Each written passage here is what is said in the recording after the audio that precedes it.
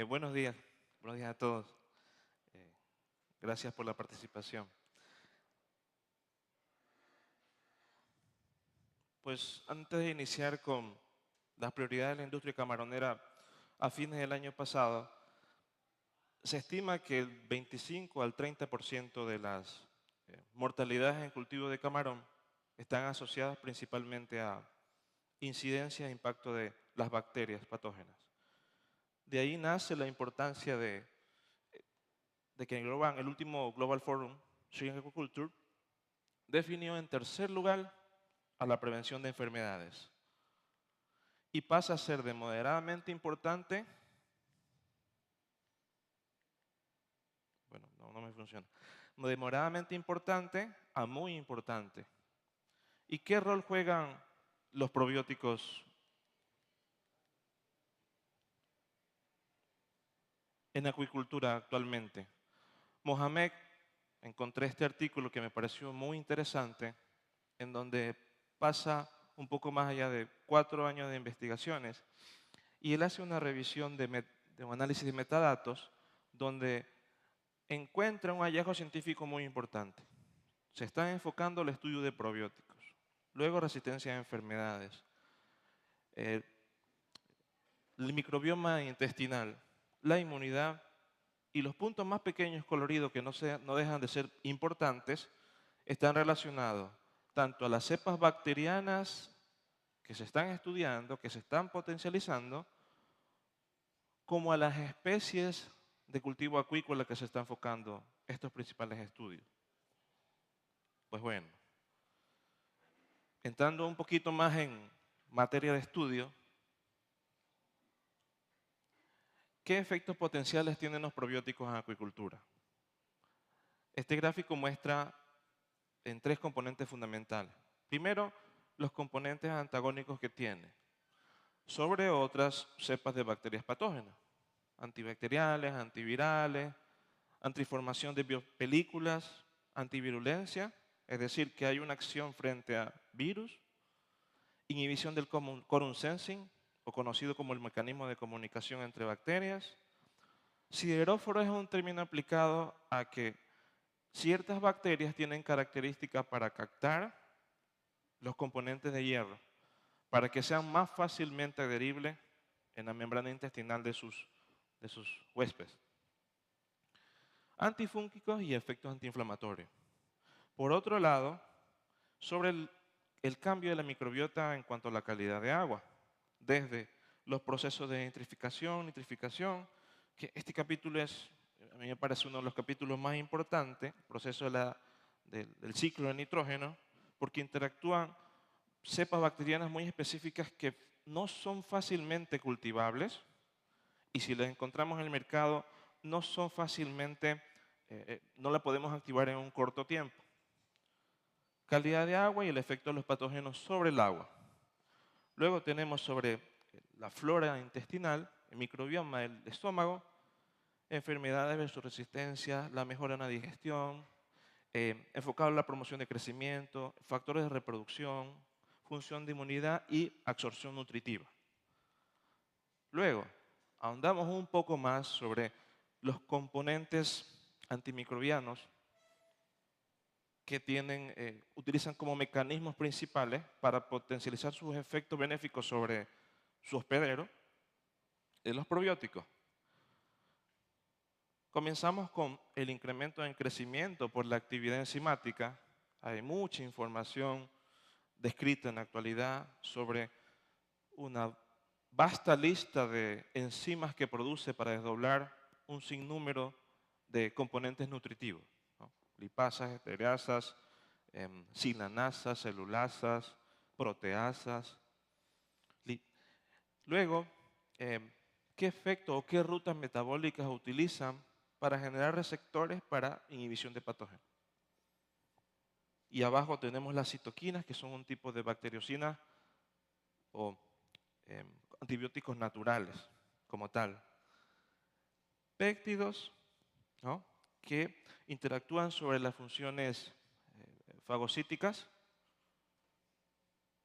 actividad antimicrobiana, enzimas también, pero con funciones antioxidantes y el efecto sobre la calidad de agua, que es un capítulo aparte.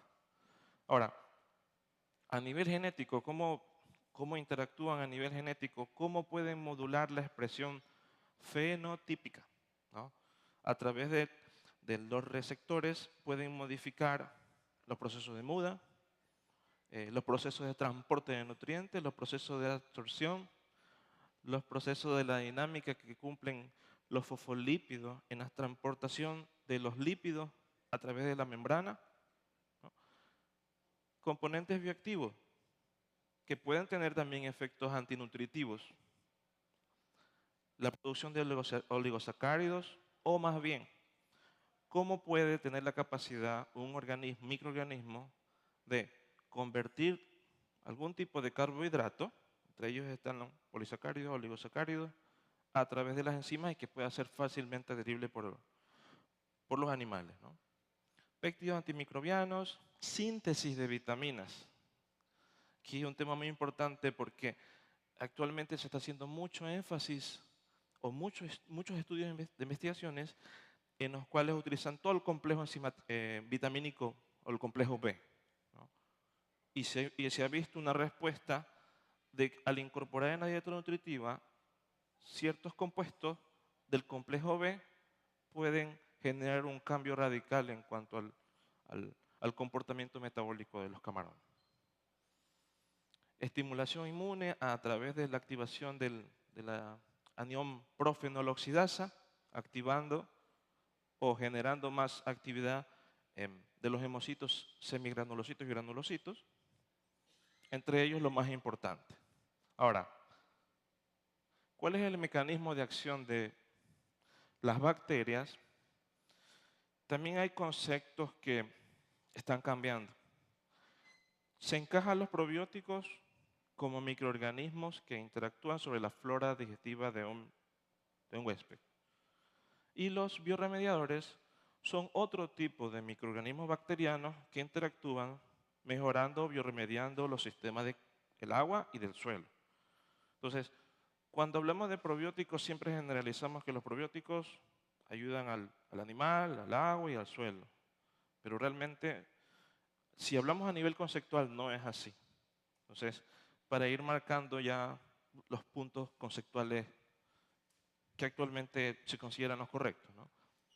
Y luego, sobre un escenario donde estamos poblados de mucha eutrofización, como vemos aquí, es un estanque que tiene 26 días de cultivo y vemos con como mucho nivel de clorofitas y cianofitas está ya acolmatado la superficie y esto se convierte en un problema. Por efecto del viento, del coriólisis, se alojan, remueve toda esta biomasa algal y luego se muere. Y cuando se muere es que genera un tipo de toxinas que pueden afectar gravemente a nuestros animales de cultivo. Entonces, ¿qué hacer en ese momento? El suelo. Yo he tenido la oportunidad de visitar muchas granjas en las cuales me inmerso dentro de este lodo y lo que me suelen decir, ¿en qué tiempo me va a recuperar ese suelo? ¿Me va a reducir la materia orgánica? En este caso podemos ver aquí, probablemente tendrá unos 50, 60 centímetros de profundidad. No existe bacteria que pueda bioremediar eso. No existe. A ese nivel ni de un ciclo para otro.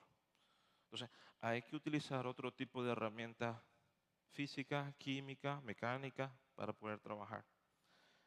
Y es que por eso es que tenemos que ver a los bioremediadores no en el concepto de tratamientos terapéuticos y curativos, sino desde un análisis un poco más holístico, sobre la prevención principalmente. ¿Cómo funciona esto de la generación de mucha materia orgánica? Viene de diferentes fuentes. El alimento, si es consumido, hay una tasa muy alta de producción de heces por la baja asimilación de nutrientes de los camarones. Por otro lado, el alimento que no es consumido porque no estimamos bien las poblaciones o sobrealimentamos, se descompone en el suelo, ¿Quién más me genera materia orgánica? La muerte del plancton. Se estratifica y esta materia orgánica genera dos componentes fundamentales. El componente nitrogenado del amonio y el sulfuro de hidrógeno. Los dos son letales para los camarones. Luego vemos ahí representaciones gráficas de cómo se ven los suelos. El suelo de ahí con un perifitón muy cargado y eso come el animal. Cuando el animal hace bioturbación, normalmente el sulfuro de hidrógeno queda debajo de los 5 centímetros de la capa del suelo. Está cubierto, está fijo, está estratificado. El camarón hace remoción porque está pastoreando o porque entra en proceso de muda y se entierra porque es un mecanismo biológico natural de defensa, libera gases. Y nosotros vemos que los gases suben en la superficie, observamos desde la superficie hacia el fondo y suben unos gases, ese es sulfuro de hidrógeno. Y luego el olor característico a huevo podrido. ¿Qué pasa con este sulfuro de hidrógeno? Que al entrar en contacto con las branquias, las quema, las oscurece. Pierde la capacidad de movimiento peristáltico, el animal mudó y ya no salió más. Entonces, aquí menciono aquí 4 mecanismos que pueden existir más, pero considero que esos son lo fundamental.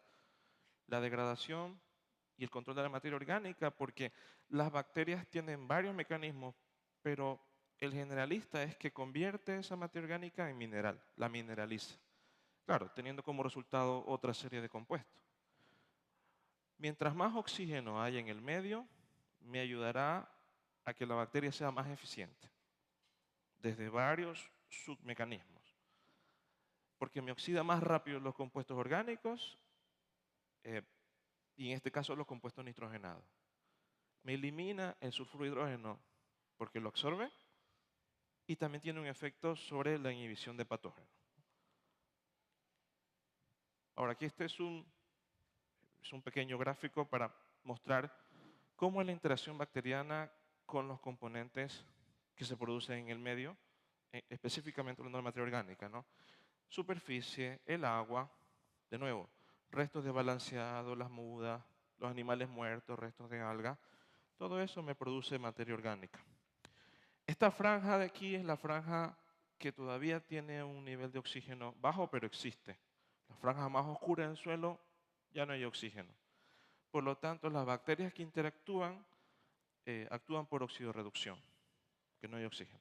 Y principalmente habrá bacterias que tienen características de ser anaeróbicas facultativas, es decir, que no utilizan el oxígeno como ruta metabólica.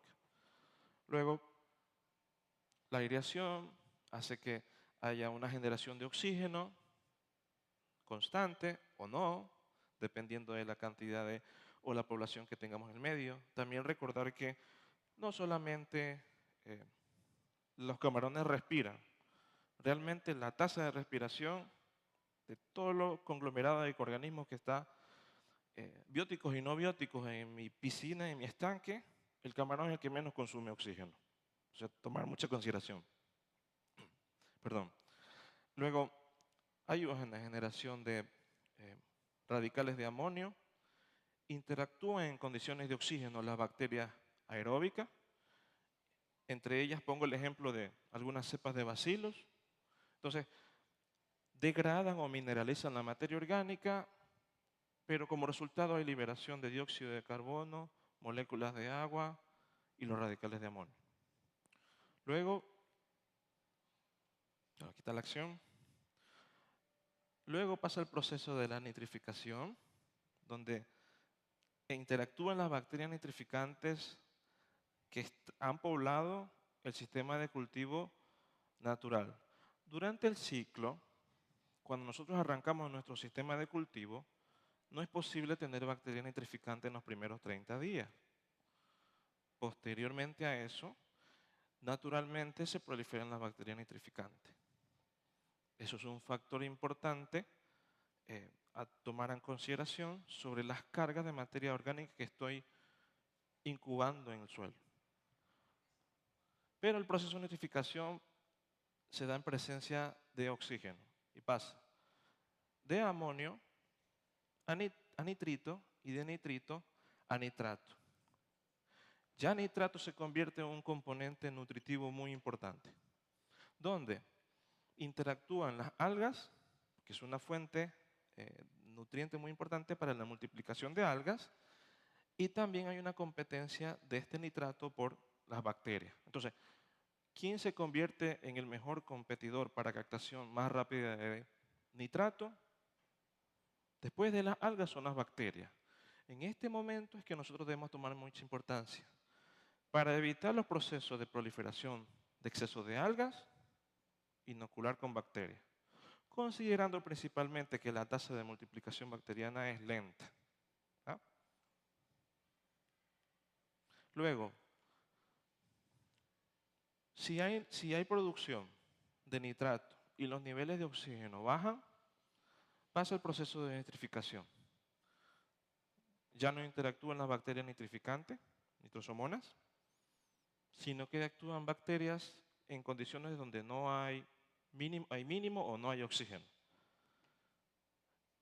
Y ahí interactúa, puse como ejemplo a una especie bacteriana que es Bacillus licheniforme, y lo que hace es al revés, de nitrato a nitrito, moléculas de nitrógeno y se libera a la superficie.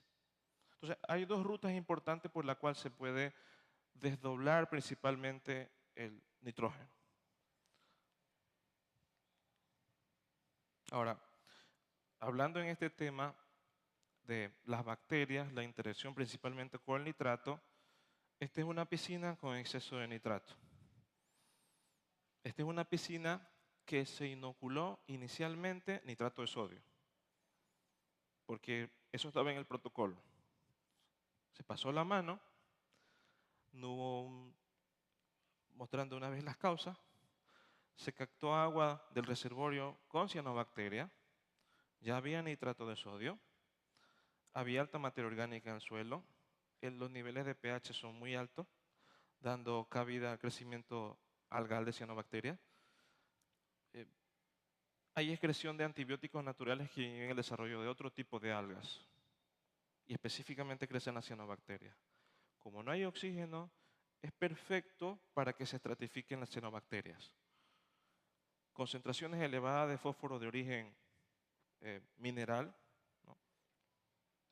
Y baja relación de nitrógeno-fósforo y no renovación. Propicio para que se den estas condiciones. Cuando lo ideal es que tengamos entre el 50 y 60% de diatomeas. Esto es a 15 partes de salinidad.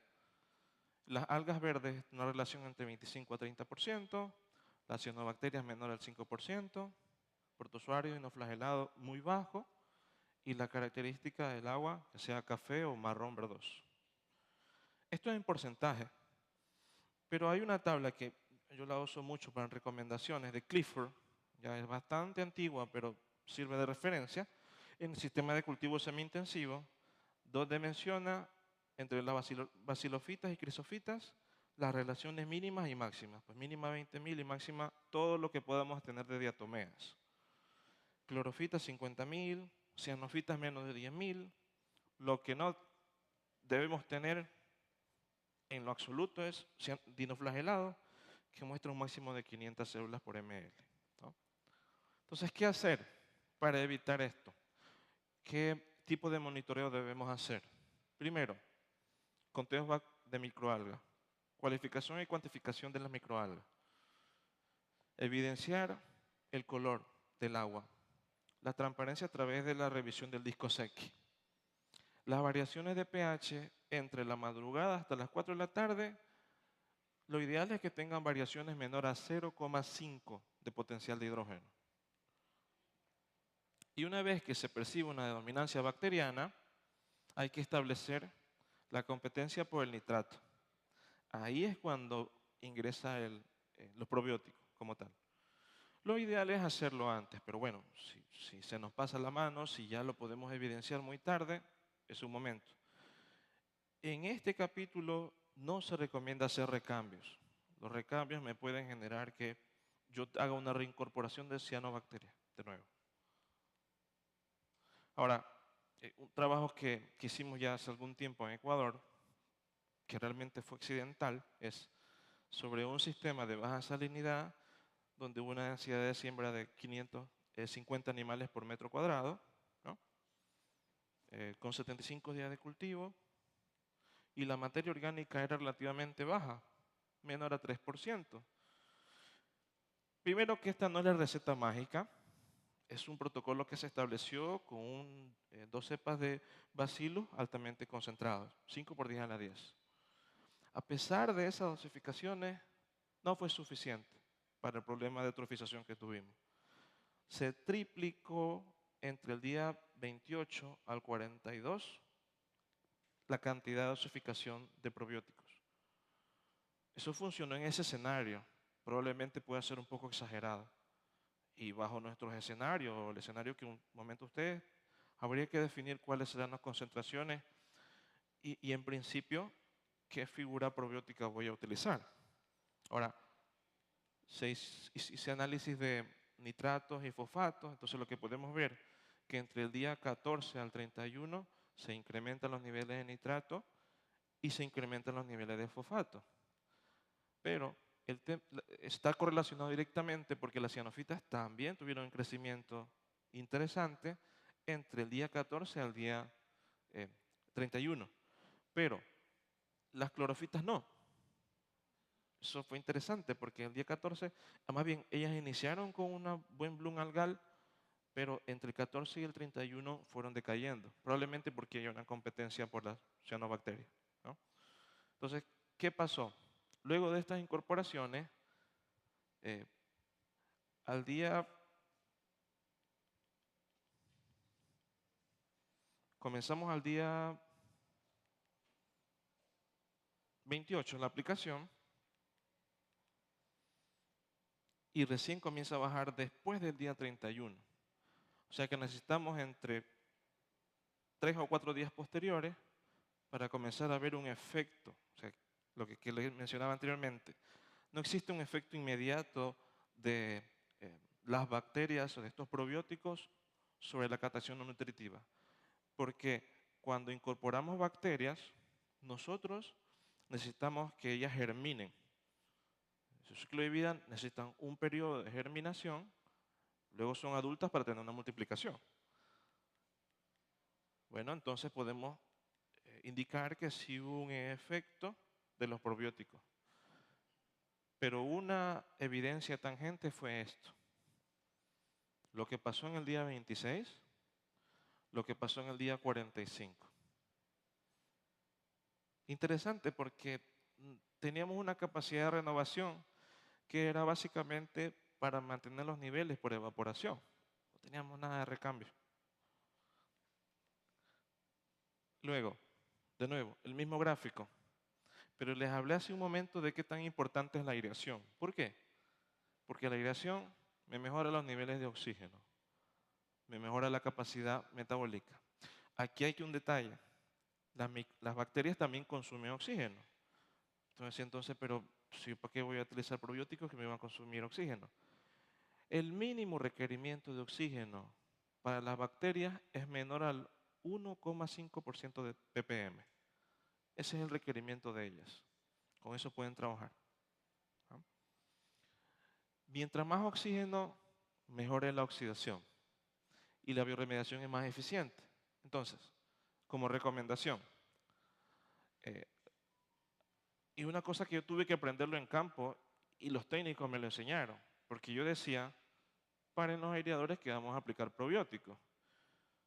Y por un error alguien no paró los aireadores y el efecto de los probióticos fue más rápido. O sea, me decían, Hermel, mira, parece que la cosa funciona mejor. Entonces, dándole un contexto un poco más científico, ¿qué es lo que pasa? Los aireadores se encienden, me generan bioturbación, me generan movimiento de las masas de agua. Eso hace que el probiótico se homogenice más rápido en el medio. ¿Ya? Porque cuando aplicamos un probiótico parando el oxígeno, parando los aireadores, es más fácil que el probiótico se precipite al fondo. ¿Ya? Y es donde va a encontrar más rápido los nutrientes. o sea, un sustrato nutritivo donde ellos puedan adherirse.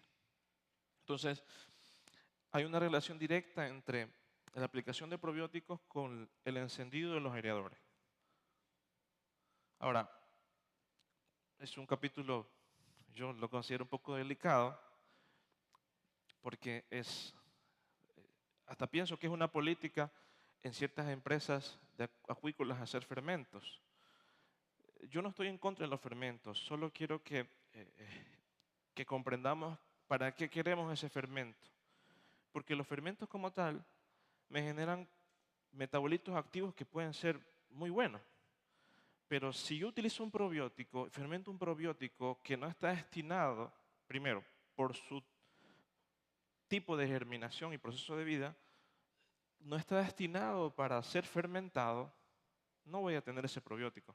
Voy a tener otra cosa. Es lo que vemos aquí. Se tomó una cepa comercial de 2 especies de Bacillus, Licheniformis y Amelia-faciens, donde por 24 horas se incorporó polisacarbohidratos y se incorporó azúcares como fuente nutritiva, melaza.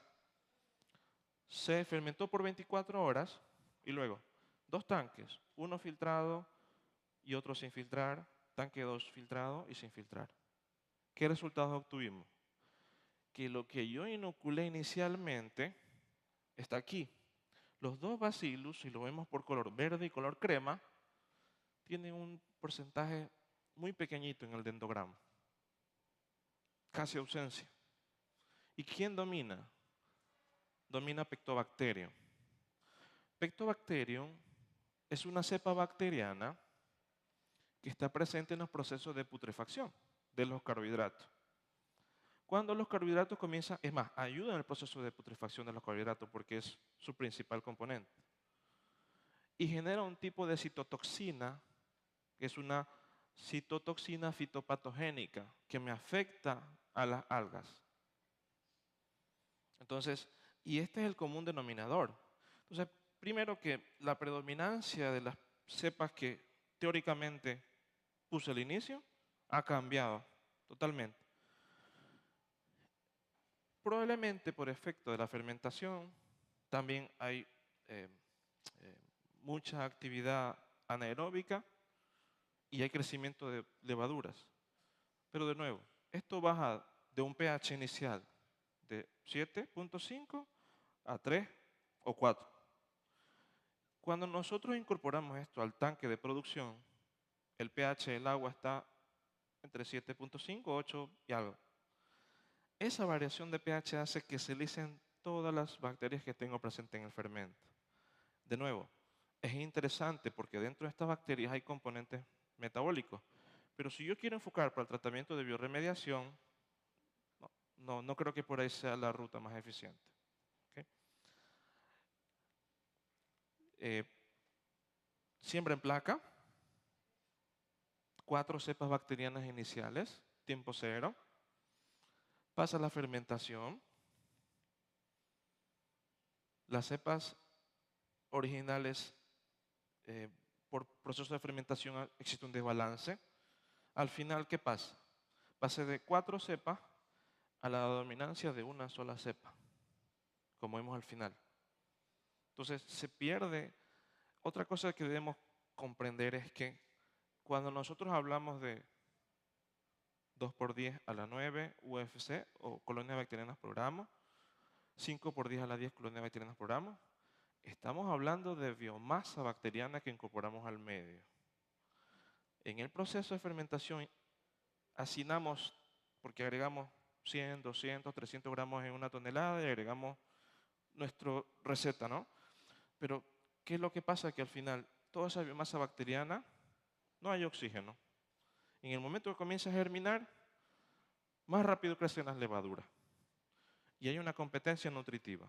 Las levaduras bajan el pH, haciendo que se inhiba y no pasen de esa fase de espora, inhiben la germinación. Por tanto, todo este compuesto, todas estas cepas que fueron seleccionadas durante 5 años y que hubo un criterio a través de varios años de investigación, un criterio de selección, todo eso se pierde acá, como tal. Hablando de la materia orgánica del suelo, Cloudboy en el 2003 menciona que las condiciones para el carbono orgánico ideales para acuicultura están en los rangos de entre 1 a 3, ideales.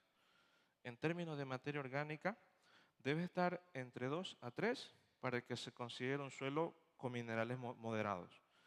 Encima de estos rangos de carbono orgánico y de materia orgánica, las condiciones se vuelven adversas para la producción acuícola como tal. Siempre la relación está entre, si yo tengo de materia orgánica 3%, tendré 1.5% de carbono orgánico. Esa es la relación, ya a la mitad. Luego, me pareció interesante también abordar cómo se comportan los vibrios en agua y en suelo. Es verdad que los camarones tienen un sistema abierto, por lo cual lo que hay en el medio van a tener dentro del hepatopáncreas, dentro del tracto digestivo. Entonces, ¿qué pasa en el agua? Las concentraciones bacterianas llegan a la 3. UFC por ml de agua. Hizo un análisis en la entrada, en el medio y en la salida de un estanque, en el agua. Pero ¿por qué hay menos cantidad bacteriana en el agua y hay más del doble de bacterias, 1 por 10 a la 7 UFC por ml, en el suelo? Porque los sedimentos tienen moléculas nutritivas que son más apreciadas por los vibrios. Entonces ellos buscan sitiales donde sea más fácil, son oportunistas, sea más fácil capturar los nutrientes, por eso está más en el suelo. Y los animales juveniles y adultos ya tienen hábitos de pastoreo, ¿ah? Son sedimentarios. Ok, entonces, ¿qué tipo de vibrios encontramos? Esto fue con análisis bioquímico, API 20 de enterobacterias, ¿no? La figura muestra algo interesante, que hay una prevalencia entre el Parhemolyticus y fluviales, 34 y 43% respectivamente. Los vibrios, al parecer, tienen una captación más homogénea de nutrientes y la relación cambia. Ya no hay esa dominancia, ya hay una distribución más homogénea entre el parhemolítico, fluviales y algenolíticos. ¿Okay? Como resultado, lo que tenemos aquí es lo más probable que estará en el tracto digestivo de los camarones y es lo que debemos evitar. Que un trabajo compartido por nuestro equipo de Brasil, en el cual incorporaron bacilos a nivel del tracto digestivo en proporciones de 1 gramo por kilo y aplicados también 2 vías, la ruta del agua también, durante un ciclo de producción. ¿Qué se encontró como resultado? Al inicio del estudio, la cantidad de bacterias, vibrios versus bacillus son similares. Luego, los aportes secuenciales de probióticos ayudaron a modular la presencia de disminuir la presencia de vibrios y mantener latente el crecimiento de bacilos. Al final obtuvimos esto. 9 por 10 a la 3 y 1 por 10 a la 3 UFC por gramo. 9 veces más de bacillus que de vibrios. Con estas concentraciones ya hay una actividad antagónica. Si las concentraciones fueran el doble o menos, solamente hay un efecto de actividad de competencia nutritiva. ¿Okay? Pero ya con esa concentración ya corta los mecanismos, ya genera sustancia para cortar los mecanismos de comunicación. Esto ya lo he presentado varias veces, pero creo que es muy relevante traerlo a cotación. Es verdad que los alimentadores automáticos son parte de la automatización, son parte de la evolución en la acuicultura y todos estamos de acuerdo que generan resultados muy buenos, ¿no? Me ayudan a bajar el factor de conversión alimenticia, reducir los días de cultivo, bueno, etcétera, etcétera. Mejoran los índices productivos en todo caso. Pero el hecho de entender, durante el cultivo utilizamos diferentes calibres o diámetros del balanceado. Y de acuerdo, aquí un trabajo tomado de referencia, la de Akiyama y de Carlos Chin, modificado, dos tipos de alimentos comerciales con similares resultados. Entonces, lo que se indica es el tipo de lanzamiento, de acuerdo al calibre, me da un área de cobertura, pero también me da un diámetro a donde está lanzado el alimento. Entonces comenzamos a pensar, ¿realmente yo estoy bioremediando el área de alimentación correcta? Porque puedo ser ineficiente y puedo gastar mucho. El rubro de probióticos que está actualmente entre el 5 y el 10% de los costos, ¿sí? Junto con la fertilización. Entonces me hace pensar, ok, si yo estoy en el día o estoy aplicando un calibre de 1.8, ¿estoy aplicando probióticos en el diámetro de 12 metros? Y ahí viene la otra pregunta. No nos olvidemos del comportamiento de los animales. El camarón captura el pellet, no lo come allí. Hay una respuesta fisiológica, sale de allí unos metros, se ha estimado que son 5 metros posteriores, y esa es la verdadera zona de alimentación. Por eso es que se ve así. En el centro hay un halo negro, un halo más oscuro, que bueno, son los restos de finos que deja alimento y caen y hay materia orgánica. Luego hay una zona que está blanca. Hay una zona que está blanca y esa zona es donde cae el alimento balanceado. Pero está, o sea, si vemos por una característica visual, es una zona que está con materia orgánica, se ve bien, pero luego vemos un halo que está más oscuro. Entonces, ahí toma significancia lo que les digo. La zona de alimentación no es la zona donde cae el alimento balanceado, sino son 5 a 7 metros posteriores. Ahí se las dejo para que tomen en consideración en cuál es el sitio, de acuerdo al tiempo de cultivo, donde yo debo bioremediar. Ya sea en polvo, en pastillas, en peles, en cápsula. Hay una amalgama de probióticos en el mercado, ¿no? Luego, para ello, una vez que tengamos sistematizadas las zonas de aplicación de bioremediadores, determinar el periodo del ciclo de cultivo, el tamaño del pellet para el diámetro, el diámetro de bioremediación, el área de cobertura del pellet sobre el suelo, ¿no? Y hablando de bacterias, es primero la materia orgánica del suelo, luego la concentración bacteriana de lo que vimos anteriormente, los animales, el agua y el suelo. Todos estos factores me van a ayudar a determinar cuál es la concentración ideal y la dosificación adecuada que yo utilizo para aplicar el probiótico y la especificidad del probiótico. Actualmente, los procesos de secado están muy cortos, están entre 3 a 7 días, no más. Ese periodo es muy corto para que exista un proceso de sanación del suelo, un proceso de desinfección del suelo, un proceso de secado y reducción de la materia orgánica. Entonces, sí, el mejor desinfectante que existe es el sol. Mientras menos periodos de secado, menos periodos de oxidación, menos periodos de recuperación del suelo. Inclusive las cargas bacterianas y virales bajan con eso, ¿no?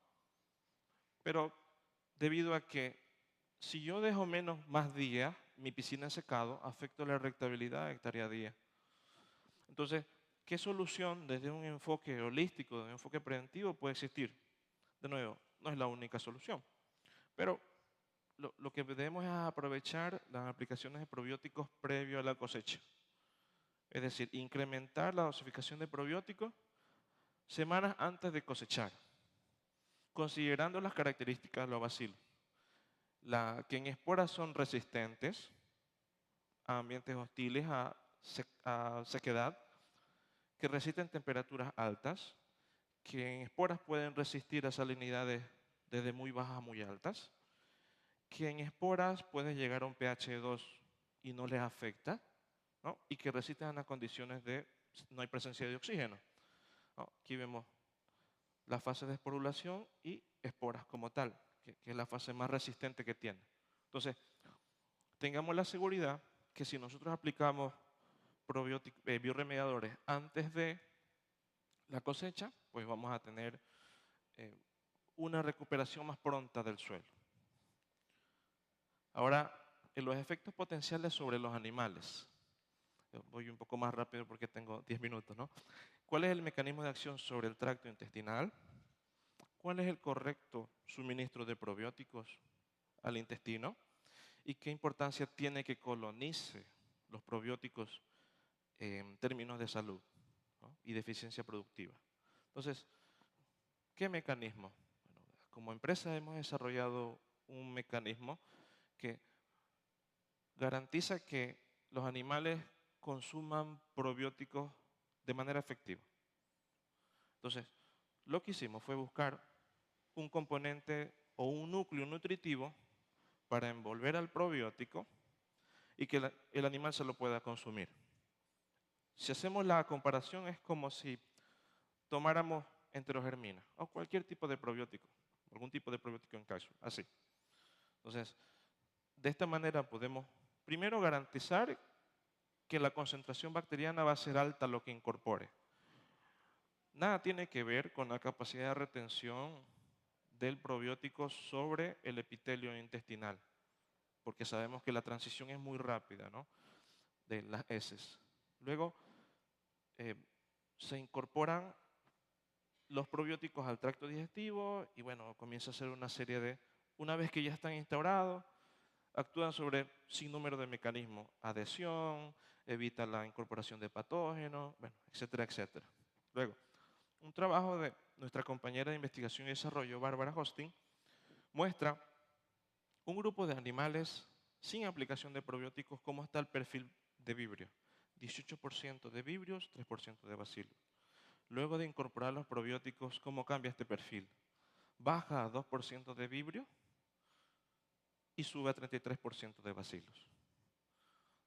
Es importante de todas maneras que estén presentes los vibrios porque son parte de la flora microbiana de los camarones. Lo complicado es cuando supera los límites, supera las concentraciones permisibles. Luego, en este gráfico analizamos el perfil microbiano en poslarvas, en fase de larvicultura, de animales sanos. Entonces, los animales sanos, vemos los recuadros de color verde, se asocian a vibrio y la concentración es baja. Pero cuando los animales son infectados, la predominancia es de vibrios. ¿Okay? Cuando los animales son infectados, se da un proceso de disbiosis, ¿no? Y esta disbiosis genera un desbalance microbiano, hay mayor predominancia de vibrio, y dependiendo del estadio del cultivo, dependiendo del ciclo, hay estadios donde los animales en fase larvaria son más susceptibles a un tipo de enfermedades, en juveniles son susceptibles a otro tipo de enfermedades y en adultos son susceptibles a la mayoría de virus. Y esto está correlacionado directamente a las condiciones ambientales. Hablando en el tema de temperatura, citando un ejemplo, ¿no? Aquí, 3 cepas de bacillus, 2 cepas de vibrio, la tasa de duplicación 20, 35, 43 minutos la tasa de duplicación. Mientras que la tasa de duplicación para vibrios puede llegar hasta 16 minutos. Esto quiere decir que estamos en una carrera donde nosotros somos tortugas y donde los vibrios son conejos o liebres. Porque necesitamos 6 horas para tener, primero, la máxima expresión en la fase log de crecimiento bacteriano y apenas en 20 minutos para los vibrios. Eso nos deja con una desventaja. Ahí hay una estrategia que se puede hacer. Un trabajo de Castex muestra que incorporando 2 veces al día probióticos, los probióticos, hablando de los bacillus, los bacilos tienen una tasa de crecimiento 1 por 10 a la 3, luego sube a la 5 y luego baja. Si yo duplico de 2 a 4 dosis al día, igual tengo una oscilación, pero es menor. Si yo aplico probióticos 6 veces al día, la tasa de oscilación se mantiene, pero los niveles pasan de 3 mínimos a 4 y 5. ¿No? Entonces muestra que mientras más dosis de aplicación de probióticos al día, es más estable la concentración. En planta, ¿qué pasa? La incorporación en planta de cepas sobre alimento balanceado, primero que las aplicaciones han mostrado que llega a una concentración bacteriana de 5 por 10 a la 7 BFC por gramo. Luego de la aplicación, de la incorporación de los probióticos al balanceado, en un periodo de entre 25 a 113 días, en condiciones de 20 grados, son las condiciones adecuadas en términos de garantizar la viabilidad bacteriana, no en términos de almacenaje con relación a la estabilidad de los nutrientes o al crecimiento de aflatoxinas o contaminación por algún tipo de hongo. ¿No? Otro estudio de los probióticos sobre el body weight, el peso corporal, no muestra ninguna diferencia en crecimiento, como lo vemos aquí. No muestra diferencias en sobrevivencia en condiciones normales. En condiciones de desafío con incorporación de Vibrio arbelli ya muestra diferencias en cuanto a la sobrevivencia y mucho más claras para Vibrio parahemolíticos. Sí muestra diferencias significativas. Es decir, si no pasa nada, no vemos diferencia de los probióticos. Pero si tengo un evento, los probióticos se ve la acción más definida. Lo mismo acá, control negativo, sin mortalidad durante un periodo de desafío. Post-contaminación, las mortalidades llegan encima del 50% durante un periodo de 14 días. Con antibióticos funcionan los primeros 4 días, luego tengo mortalidades encima del 30%. Y con la aplicación de probióticos, las mortalidades oscilan hasta menos del 20%. ¿No? Luego un trabajo que hicimos a nivel local, en precría, donde incorporamos estas hojuelas que les mencionaba, los núcleos proteicos con probióticos, a una relación de 25 gramos por kilo. Se mantuvo como una aplicación de bioremediación, ¿no? Y se probó 2 piscinas. ¿Qué resultados tuvimos? De nuevo, no hubo diferencia en cuanto al crecimiento en peso corporal. 0,85, 0,90, con 4 días de diferencia. ¿Qué resultados sí obtuvimos? La biomasa, más del 61% de biomasa. Peso promedio, un diferencial que no considero que sea significativo. El factor de conversión, más bajo. La sobrevivencia, más del 14%. ¿Qué impacto tuvo sobre la materia orgánica? Las piscinas con tratamiento con los bacilos, con estos núcleos proteicos de proteína, me ayudó a soportar, porque no vemos ninguna diferencia en los tratamientos, ni en el control en cuanto a la materia orgánica, ni en cuanto al carbono orgánico. ¿Ah? Es decir, que soportó una influencia bacteriana a nivel de bioremediación y probiosis sobre la carga de la biomasa. Como consideraciones finales, el desarrollo industrial provee herramientas tecnológicas para beneficiar, en este caso, la utilización de probióticos y bioremediadores sobre los desafíos en la producción.